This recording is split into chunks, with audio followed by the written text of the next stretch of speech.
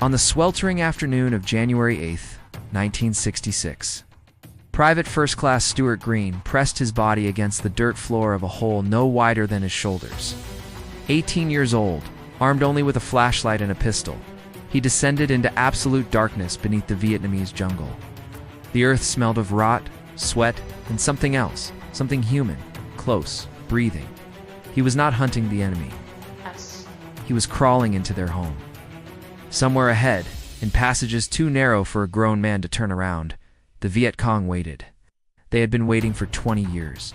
What Green and the men of the 1st Infantry Division discovered that week would reshape American understanding of the war they thought they were winning.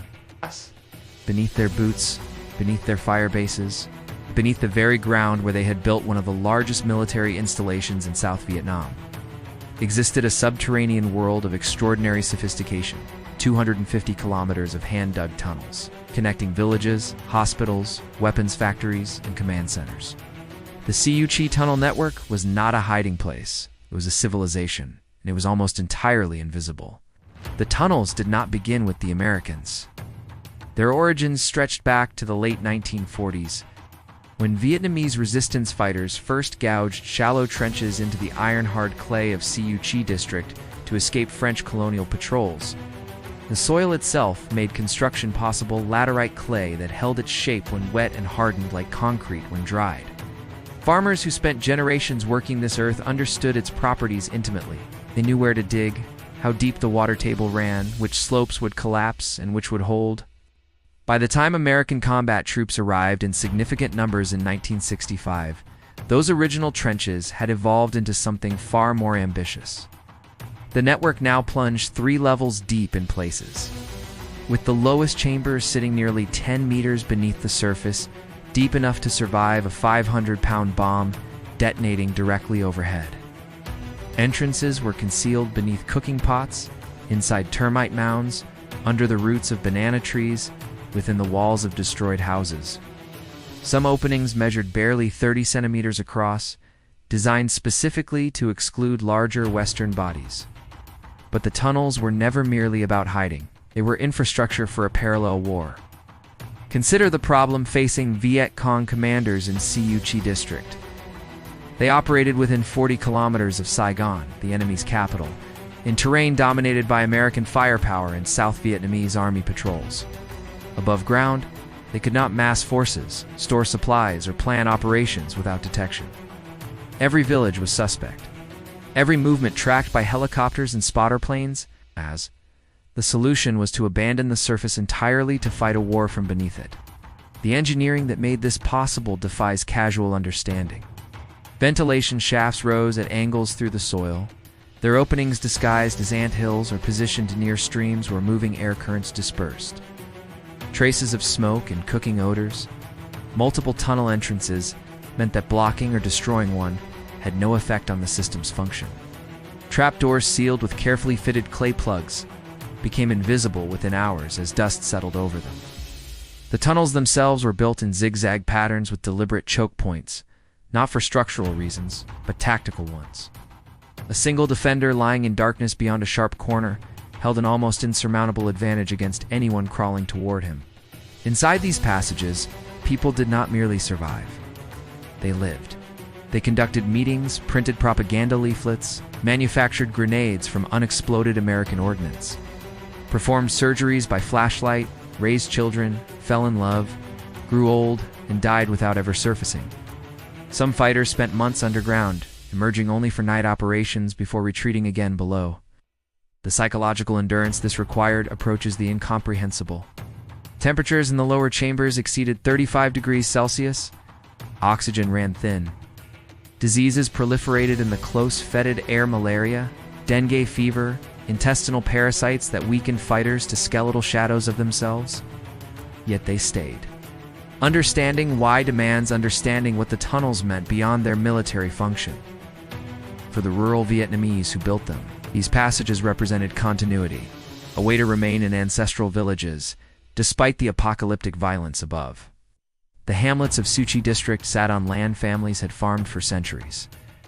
American commanders saw jungle and rice paddies. The Vietnamese saw their grandfathers' graves, the trees their mothers planted. a geography dense with memory and meaning.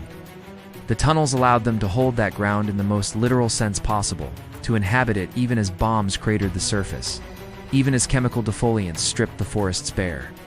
The Americans, for their part, refused to believe what their own soldiers reported. When troops from the 1st Infantry Division first stumbled into the tunnel network during Operation Crimp in January 1966, senior officers dismissed the findings as isolated bunkers. The possibility of an interconnected system stretching across an entire district seemed operationally absurd. Who could build such a thing? Who could live in it? The assumption was that sufficient firepower would collapse whatever passages existed. Carpet bombing would settle the matter. It did not settle the matter. B-50-2 strikes from Guam dropped thousands of tons of ordnance on suspected tunnel zones. Explosions registered on seismographs across Southeast Asia. Craters 30 meters wide pocked the landscape. And when the dust cleared, Vietnamese fighters emerged from passages that had simply flexed with the shockwaves and held. The deeper sections, excavated with deliberate air pockets and reinforced ceilings, absorbed blast energy that would have obliterated concrete bunkers.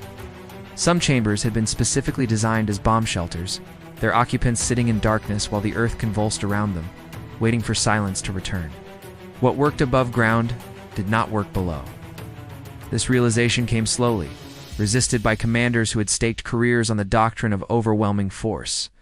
The response that eventually emerged was both creative and brutal. Chemical agents, tear gas at first, then more lethal compounds were pumped into tunnel openings. Water from diverted streams flooded lower chambers. Trained German shepherds were sent into the darkness to locate hidden fighters. Though the dogs often refused to enter, and those that did rarely survived the booby traps waiting inside. Small-statured soldiers, often volunteers, became the first tunnel rats men who descended into the earth with pistols and flashlights to clear passages by hand. No assignment in Vietnam carried more psychological weight than tunnel duty. The tunnel rats worked in conditions that inverted every assumption of modern warfare. Their weapons were nearly useless. Firing a pistol in an enclosed space caused deafening pain and temporary blindness from muzzle flash, giving away your position to anyone waiting ahead. Their size was their only advantage. Most tunnel rats measured 5'6" or shorter, able to squeeze through constrictions that stopped larger men. They moved inches at a time, feeling ahead with fingertips for tripwires, pungy stake traps, venomous snakes placed deliberately in their path. The darkness was totality. Sounds carried strangely through the clay, making it impossible to judge distance or direction. A whispered voice might come from 3 meters away, or 30.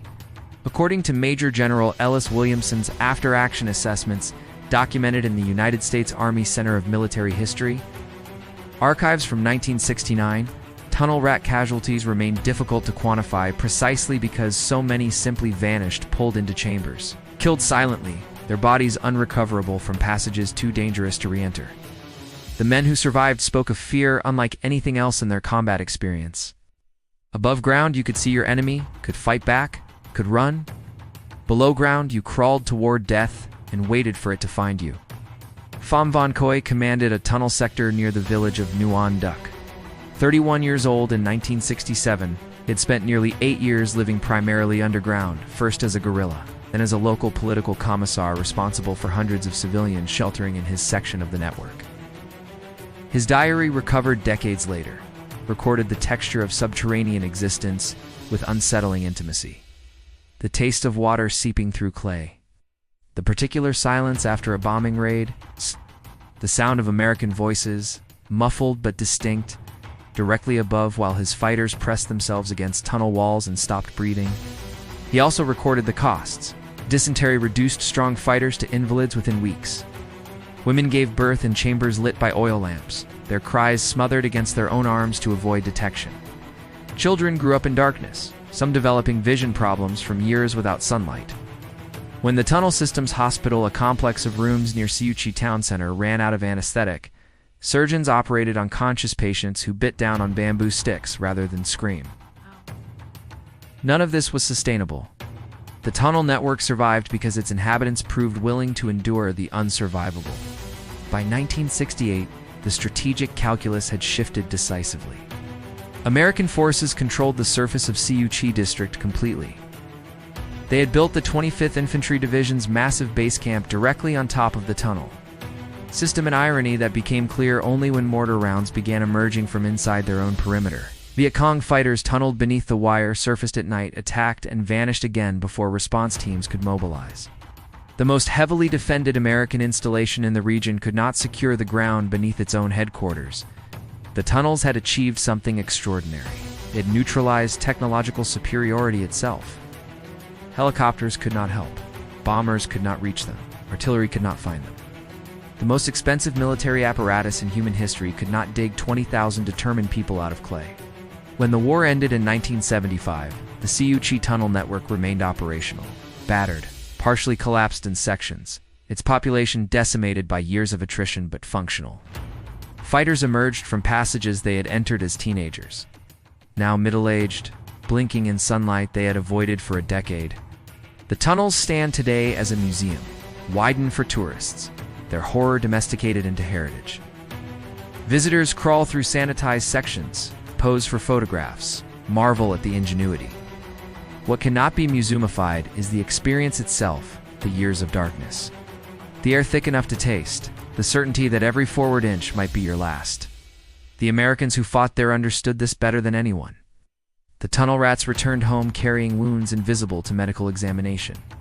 They woke in the night reaching for pistols, certain the darkness had walls closing around them. Some never adjusted to open spaces again, seeking out basements and closets that replicated the terrible intimacy of those passages. They had descended into the earth and found something there, an enemy that refused the terms of engagement, that treated overwhelming force as merely weather to be waited out. The Siuchi tunnels could not be destroyed because they were not truly a military installation. They were an expression of will made physical, the insistence of a population that they would not be moved from land they considered sacred, regardless of what violence was applied. The clay absorbed the bombs, the people absorbed the losses. In the end, the earth held. Somewhere beneath the suburban sprawl that now covers Siuchi district, forgotten passages still wind through the darkness. They are collapsing slowly, reclaimed by groundwater and the patient pressure of soil. But they remain testimony to what human beings will endure when they refuse to be driven from their homes. And a warning about the limits of power against those with nothing left to lose but the ground beneath their feet.